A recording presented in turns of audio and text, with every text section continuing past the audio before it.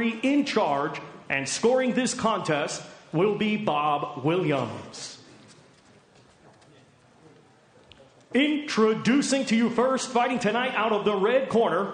He's wearing black with burgundy and gold and weighed in at 11 stone, 11 pounds. Hailing from Camden, London, he has a professional record of 6 wins with 5 defeats. Ladies and gentlemen, here is the Camden caretaker, Robbie Chapman. And his opponent across the ring, fighting tonight out of the blue corner. He's wearing black with purple and gold and weighed in at 11 stone, 9 pounds.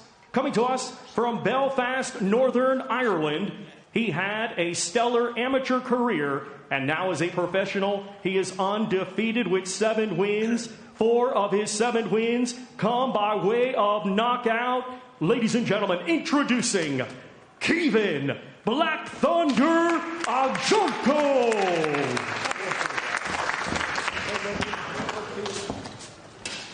Okay, lads, obey my commands. In the event of a knockdown, the fighter standing will go to the furthest corner and stay there. Protect yourself at all times. Have a good one. Chapman tall for the weight, as you see when they stand nose to nose, slightly the bigger man. Ajarko, last time out, we saw him on BT Sport when he beat Jez Smith back in July. And just signs maybe that he'd suffered from being out of action for a while. And by his own admission, he says he took too many right hands. Well, I'm sure that Alan Smith and the fighter himself will have gone away and studied the tapes, worked on the weaknesses, and he'll be hoping to come back more effective tonight. He will indeed. I was quite impressed with him in his last contacts, actually. I think he works very well behind that double jab, like he's doing here now. He knows he's got to get to Chapman. Chapman's a little bit taller, isn't he? But in his previous contest, Ajarko, yeah, I like what I see with him. I think he's very explosive, and he carries his speed and power right through the contest. I remember, you know, in that 9th round, 8th and 9th round, he was still producing very fast shots indeed, was Ajarko. And that's what I was impressed with him in that contest. So yeah, I like what I've seen from Ajarko, but this is a different story now against Chapman, who's only been stopped once, who's taller. So yeah, it's a different problem in front of him.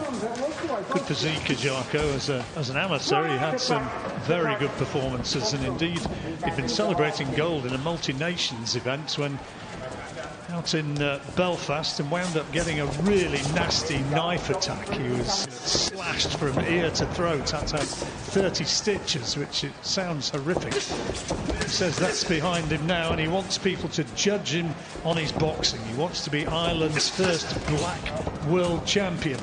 He doesn't want to be remembered as the man who survived the knife attack. He wants to be the man who achieves in the ring. Yeah, rightly so. Just produced a lovely little reverse 1-2 there. Started off with the right hand, finished on the left. It just caught Chapman off guard. A good little shot. Again, Chapman being taller, he's got to concentrate on keeping Ajarko, for me, at distance here. If you watch the way Ajarko works well with his double jab, knows he's got to close that gap down, but really he's looking for those hooks on the inside, is Ajarko. Chapman, you know, he should use that jab, what he's doing now, maybe bring the right uppercut into play if Ajarko closes that gap down. Interesting one already, John. Chapman has only ever been stopped once by the heavy-handed Brad Pauls in a fight for the Southern Area title. Step back. Step back. Not going to be a man who's going to be easily intimidated.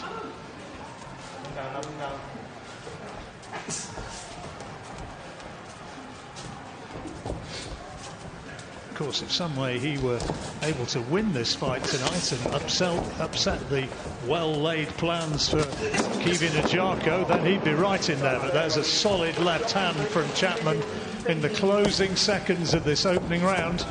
Quality shot from Ajarko, rather, and doing enough to take the opening round.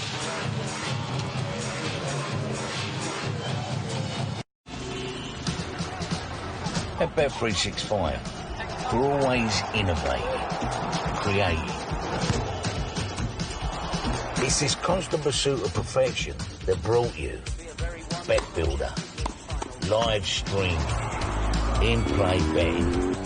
Match live. It's the reason we're the world's favourite online betting company. Please, gamble responsibly. Welcome back to the huge studio we've got here at BT Sports, where we're staging another night of boxing behind closed doors for you, and the undefeated middleweight prospect Kevin Ajarko here in action. Yeah, some good work from Ajarko. Going to the head, the body, and then finishing to the head with that straight left.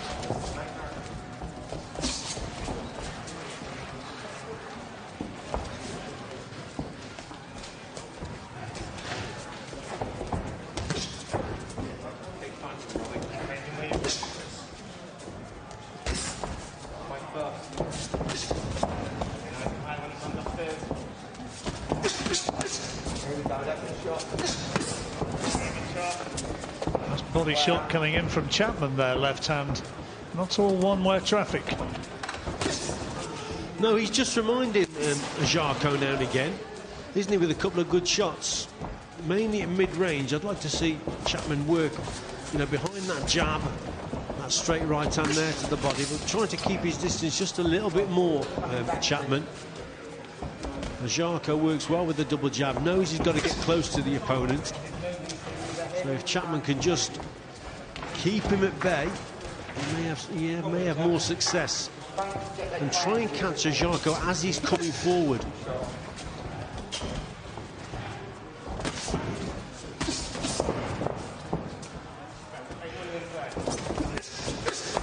See, them the shots that he's looking for, Ajarko, those big body shots, hooks as well to the body. But he's got to get in that position, remember, to land. Got to get a little bit closer, at more mid-range. Like I say, he's got that speed as Ajarko. He said that he likes to have a fighter who's coming on to him in the way that Chapman is trying to do here in this second round. He found it difficult, I think, when he was having some of the survivors in against him earlier in his career. The kind of established journeyman where they're pretty much hell-bent on survival. Chapman's showing a few attacking instincts of his own so far. Well, Chapman's doing the right thing in keeping that right hand nice and high and tucking those elbows in. It's the body shots that Ajarko really goes downstairs for. He runs some good body shots, doesn't he? But that's a little bit better from Chapman. And there you go, yeah. Straight hands from Chapman there. He's got a reach advantage and trying to use it effectively. Behind that left-hand lead, something I know Richie always preaches, and caught him with a little right-hand counter there as well. Everything comes from behind that lead hand. Whether you're the shorter man, using that double jab to close that gap down and then launch the attack downstairs, or whether you're the taller man at range behind that lead hand. A well-schooled boxer always uses that punch. We talk about some of the excellent fighters of years gone by. We'll return to that and talk more about that in the rounds to come. It's match day, and this is your game. Play it your way with William Hill ACCA Freedom. Build the ACCA you want. Make your choice. Boost your odds. Boost your value. Or switch. Insure it. Because it doesn't always go your way. Waiting for the decision. He's given it! Now, fire up the chat. Take the shot. Play your best game. ACCA Freedom from William Hill. Welcome back. And Robbie Chapman, the Camden caretaker, not having a bad second round there. I don't think he did enough to win the round, John, but it was definitely a closer round. But Ajarko wasn't as effective in that second round, but I still thought he nicked it. Yeah, before we took the break, we've got a British middleweight title fight coming up later on, and I was thinking back to some of the former British champions of years gone by, and the old Leicester middleweight, Tony Simpson, only stood about 5'7", 5'8", something like that, but what a good jab he had. Yeah, you know, he was a heavy-handed fighter and he was a real handful, Sibbo was, but he was also a very technically proficient fighter with an excellent left hand. Left hand, used the jab, and obviously his left hook was his favourite shot, but yeah, tremendous. I was brought up watching the likes of Alan Minter and Tony Simpson, good fighter Mark Kaler, if you remember, great middleweight boxers, and of course Harold Bomber Graham for me. He was an unbelievable boxer. And I'm sure Denzel Bentley and Mark Heffron very well aware of the great history surrounding the British title and the fact that tonight they're trying to follow in the footsteps of some of our very finest names, going back, further back. World champions like Terry Downs and Randolph Turpin. They'd be your dad's heroes. Oh, yeah, absolutely. Downs was tremendous, wasn't he? Great fighter.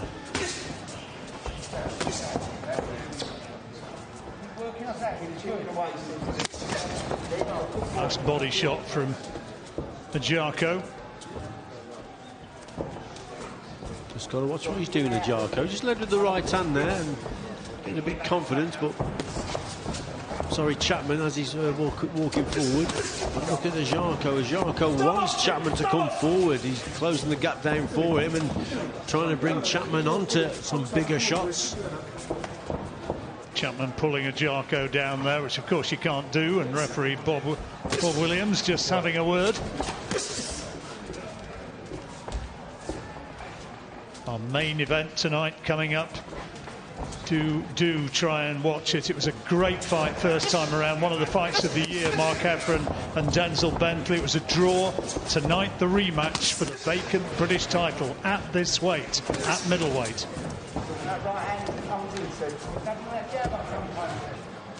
Getting more and more confident is Robbie Chapman, the way he's coming forward. He's got to make sure he hits the target, though, with that jab. If he misses the target, then Ajako seems to be coming back with that fast right-hand counter. So Chapman, although he's confident on that front foot, just got to watch what he's doing. He's got to hit the target with that first punch.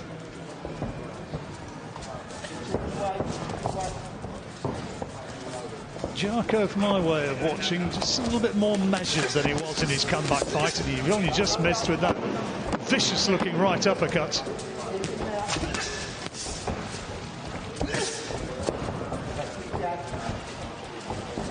But Chapman right in there, very competitive again in this third round.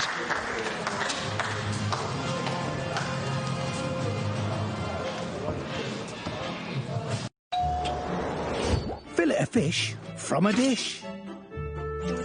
Big Mac down a cul-de-sac. And even under a drying rack. Cheese sides for gaming vibes. Gherkin flirting. Wraps through cat flaps. Nugs on rugs. Or a share box to the river. Because yes, we deliver.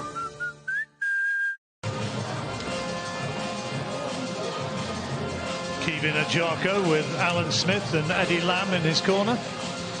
And he'll have picked up the first 3 rounds, presumably, Richard. Yeah, I think so. I think the second and third round were a little bit closer, but again, I think Ajako's done enough to win it.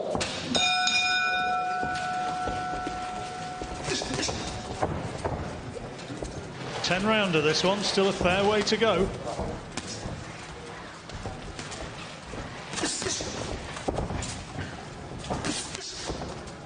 Nice jab that from Chapman.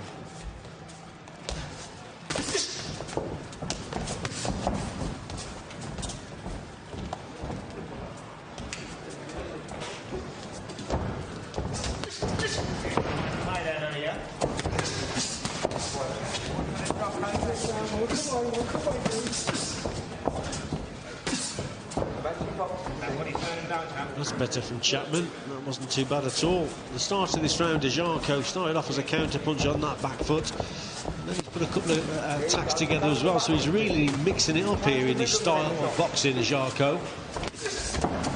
But Chapman, he's getting through with the odd shot here, John. Yeah, he's just setting problems which Ajako at times is struggling to fathom.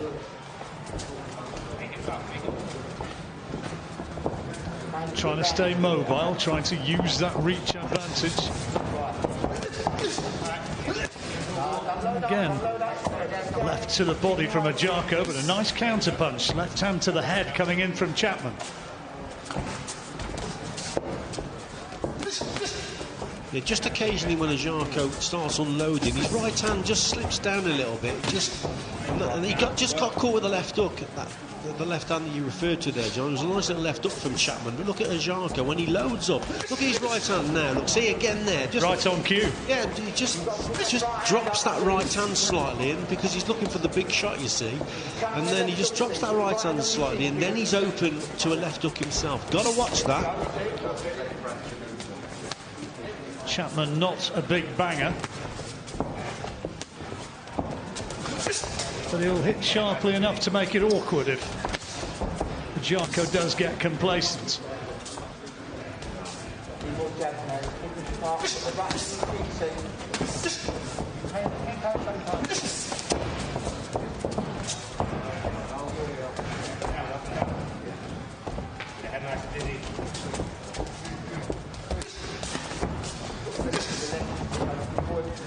Ajako dropping his gloves now and almost presenting his chin as an open target, trying to get Chapman to commit himself.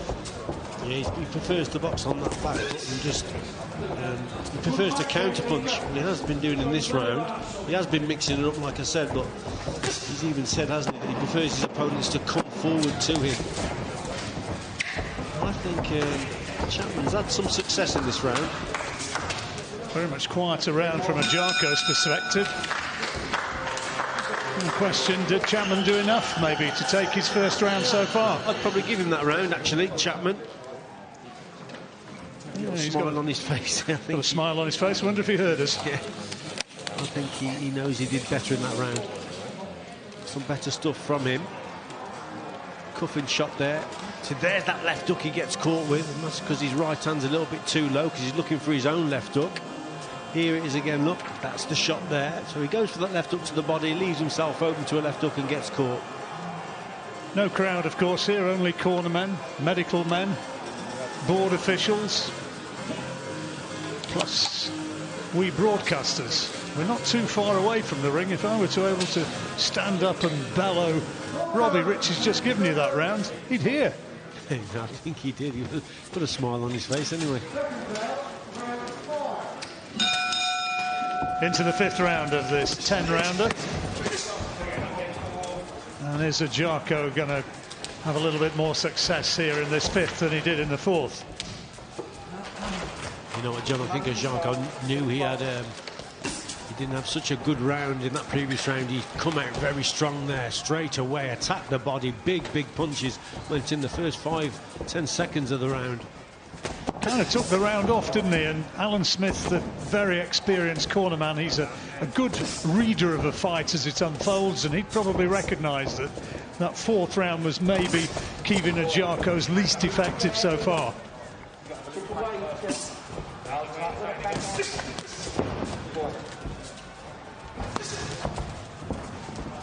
There's certainly a greater intent about his work in this opening minute of the fifth. Yes, he's waiting to pounce now, isn't he, Ajako?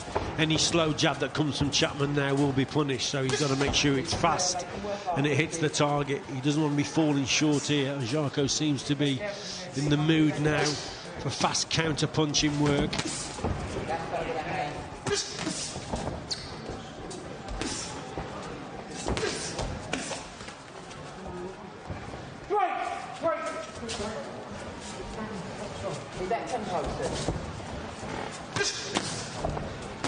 Ajako clearly starting at a more speedy rhythm about his work than in the last round. Yeah, I think he's had a bit of a telling off, hasn't he, in that corner. They would have told him that it wasn't good enough in that previous round. And he's come out with real intent for this one.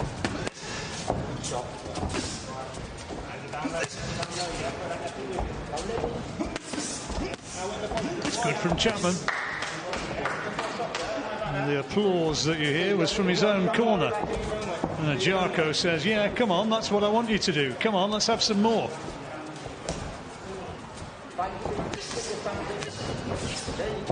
beckoned him in to try and repeat it. Move him on your feet. Keep finding angles, man. Don't stand in front of him. Good shot. Maybe bang downstairs. Come on.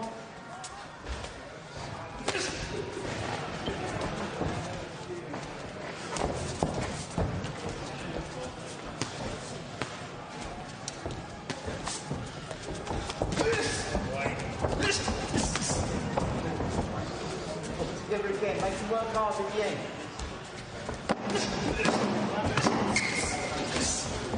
Well, that's a nice bit of footwork from Chapman. Turned his man and tried to land a left hand, right hand to the head. Well, that's a better round for Kevin Ajako. Terrific round, I thought, there from him. Lovely bit of skill at the end there with the head as well.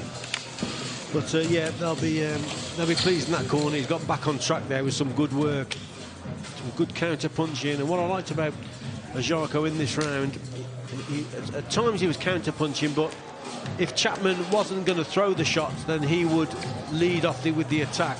So that was a better attack there from Chapman. But overall, Ajako much sharper in that round, John. We suspect that the riot act was red. And on your card, you've got it 4-1 in Kevin Ajako's favour. It's the first time you've ever seen Kevin box. It's a real old Irish name, that, the Irish version of Kevin, spelt C-A-O-I-M-H-I-N. Work that one out. Yes. Well, and he's got a great Belfast accent as well. Yeah, he has indeed. Belfast man.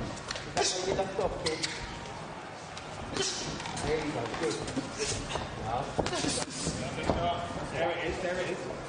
Same shot to you every time. Take that away from him. Go back to that jab again.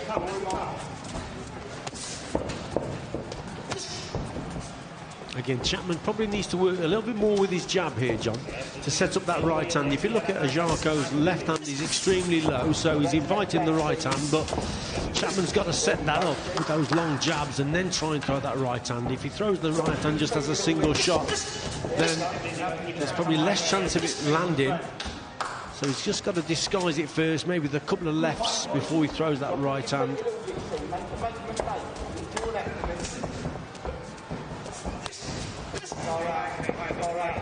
Just hesitated a little bit there with Chapman, and Ajako again just pounced on him, didn't he? So good reactions from Ajako.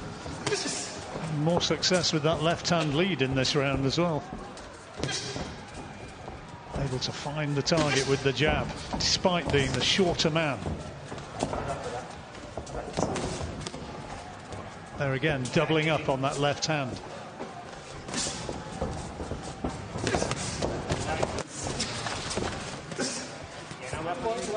Chapman trying to bully his way in close, but not able to find any clear, telling scoring shots.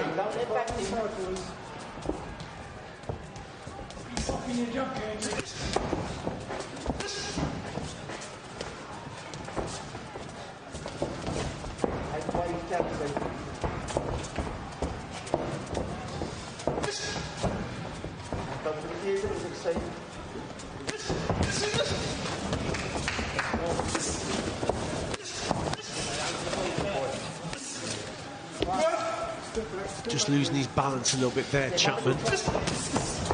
Trying to rough him up, isn't he? Yeah.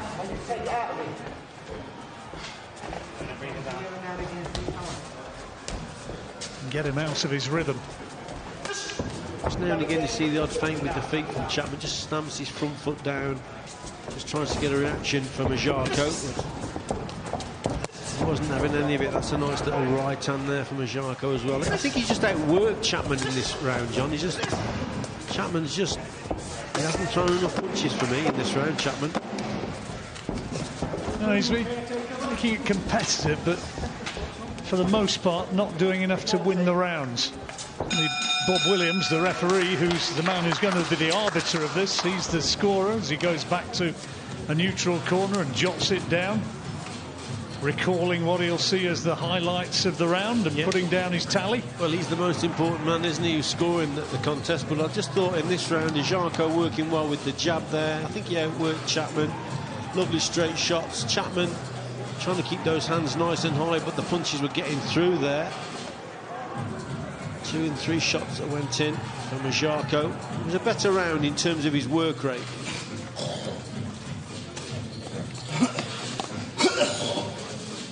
You've got him well clear now, Richie. Yeah, but that's on my scorecard. The referee may see it different.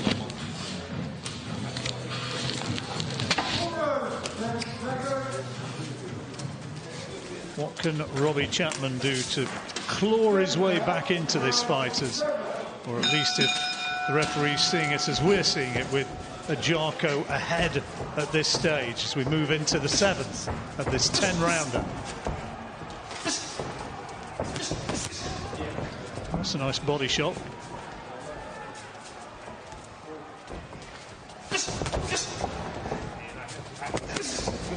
Oh, belting shot that was. What a cracking right hand. Oh, it's wobbled him, and he wanting to hold on. He's in a bit of trouble here. Another solid right hand, and Jarko is really going looking for Robbie Chapman here, and the referee's trying to get between them, and he does, and he says that's enough, it's over, and Chapman is stopped on his feet. He doesn't like the fact that he's been stopped, but once Jarko got him going, he really stepped in and kept the pressure on. Yeah, that was an impressive finisher, wasn't it, from Jarko? Caught him with that one right hand, recognised the situation straight away, knew he caught him, then jumped on him and put a cluster of punches together, some real big shots there. Chapman will be disappointed because he's a tough kid.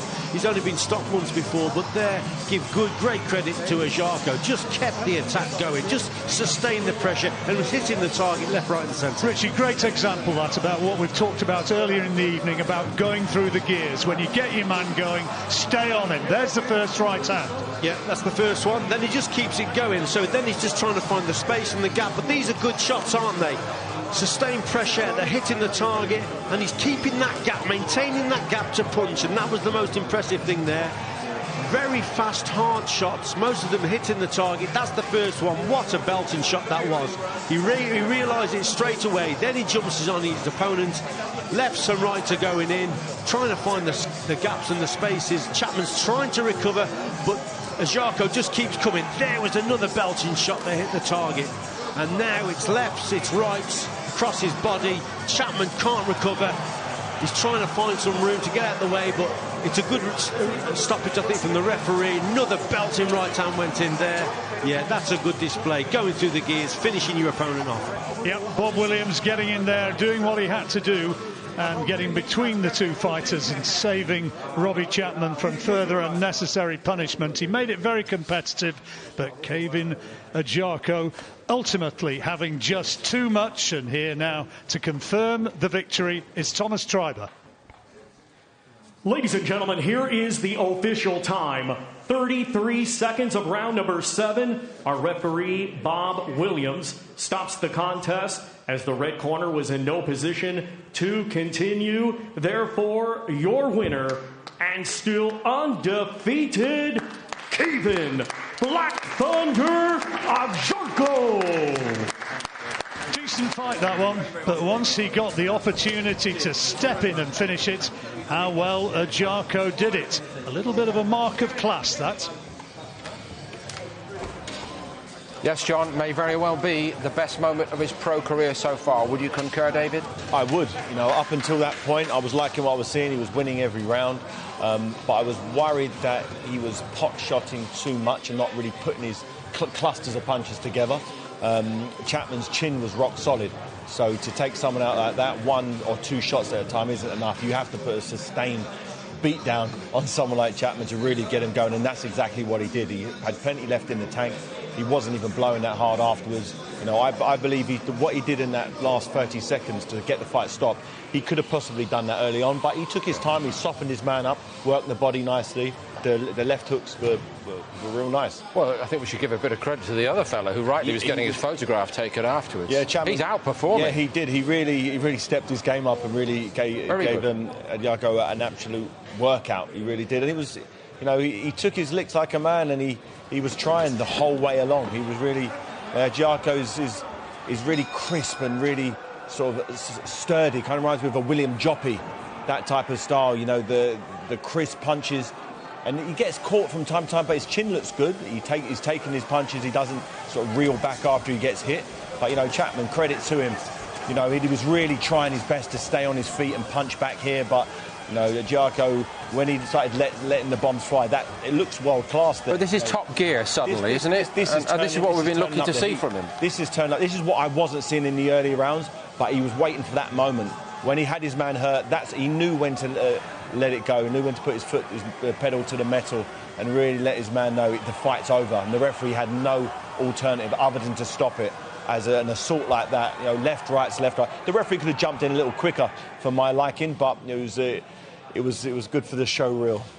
Well, this is a man with so many showreel highlights in his own right. You know, when we're talking about the big fights upcoming on BT Sport and BT Sport box office, it's all about the little bit of electricity and excitement that top fighters can produce on the fight night. And just for a moment there, we saw Agyarko show that he's got it in him. So let's get a word with him and Steve, and I think Alan Smith is down there as well. Yeah, absolutely, Paul. I've got the turn down. Keith, first of all, I thought I was going to 10. At the start of the 7th, I turned to the person I was talking to and said, he's done well here, Chapman, this will go to 10. You changed the course of the fight. Yeah, we prepared for 10. I knew Robbie was tough. I fought Jed Smith here at the end of July, and I rushed my work too much. I heard him in the first, tried to get him out. So Al said to me, listen, take your time, it'll come. Just don't load up with your shots, get a rhythm, flow. That's what we did. I let my jab flow. Each round I just raised it 10% at a time. That's what I was telling him in the corner, raise it 10%. And I caught him in there in the 7th or 8th, whatever round it was, and I closed the show. Because you do sometimes load up with your shots, don't you? That's not a criticism, that's an observation. You do sometimes, especially when you back a kid up, sometimes you just let your hands go, big shots, instead of maybe touching, finding gaps. Is that a fair comment? Yeah, 100% I'd agree. I'm used to hurting people, and I want to hurt people, so I load up a lot. But in there, we practice on just being loose, and I was a bit more loose in there tonight, and you've seen the improvements from the last fight. When he's relaxed, Al, he's a really good fighter. When he's not relaxed, he's still a really good fighter. Now, before I talk to you, you started here tonight, 7:30. You've had 3 fighters on the spin. I mean, that happens, but it doesn't happen that often, does it? You look exhausted. Oh, I'm tired. I'm going to go home and have a beer, and then I'll have the rerun on telly at home. Now, Alan, we've seen the 2 babies come through, and they both look good. They're both improving. You've got a kid here. He's had amateur. Imagine you're not here. He's had the amateur experience. He's got the pedigree. He's got the stuff. When you're working with him, how do you hold him back? Because he wants to be fighting for titles now. He wants to be doing this now. Yeah, do you know what? I think the recipe and the magic with him is that he comes from an incredible gym in Ireland. He's got a great pedigree, and he's got a great manager in Francis with him. And Francis is picking the fights, and I give him all the credit. You know, the right fight. He took this on 2 weeks' notice. It was going to be an 8, then it's going to be a 10. So he paced it tonight. He's an easy kid to work with.